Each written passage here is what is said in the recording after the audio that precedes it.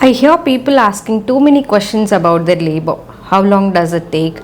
Will it be painful? So I am here, Dr. Manjushri, to answer all your queries, working as an obstetrician gynecologist at AnuMyBaby Hospital in 𝐏𝐞𝐫𝐦𝐢 𝐌𝐚𝐧𝐣𝐮. So usually delivery takes place between 37 to 41 weeks. Some may set into labor before 37 weeks, that is called premature labor, and the baby will be a premature baby. You are called to be in labor if you have uterine contractions, that is labor pains or bleeding or leaking vaginally. So what are labor pains? They are uterine contractions. They will be cramping like. They start from the back and radiate to the front and slowly increase in intensity. If pains are frequent, that is every 5 minutes, which are lasting for 15 to 20 seconds, then you need to rush to the hospital. Then what is leaking vaginally? So fluid is filled within the sac surrounding the baby. So if this gets ruptured, it means you are leaking. If leaking is present, it means the sac is ruptured.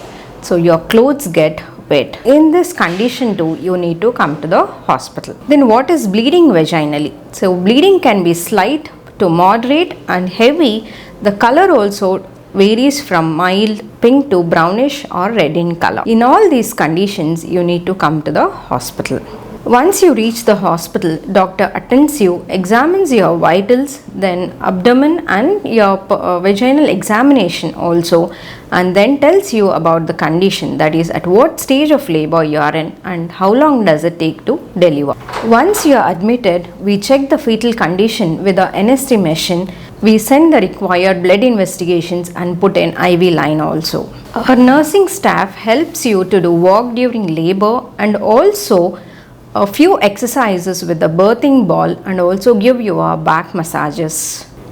We allow the partner, that is husband, into the labor room during your labor. We ask you to take clear fluids and soft diet during your active stage of labor. Baby's heart rate will be continuously monitored with a CTG machine. We, the doctors, examines you every 4th hourly through the vaginal examination and tells you the progress of labor. We do have an epidural injection or an Entonox to relieve pain, and you can opt any. Cervix, the opening slowly dilates and becomes short, and also the baby's head descends slowly into the pelvis. When the cervix is fully dilated and fully effaced, you will have the sensation to urge or bear down, and also the doctor tells you to push. When the baby's head is visible, local anesthesia is given and then an episiotomy, that is a surgical incision, given to increase the vaginal opening. During contraction, you will be asked to push, then the baby's head is delivered, followed by the shoulders.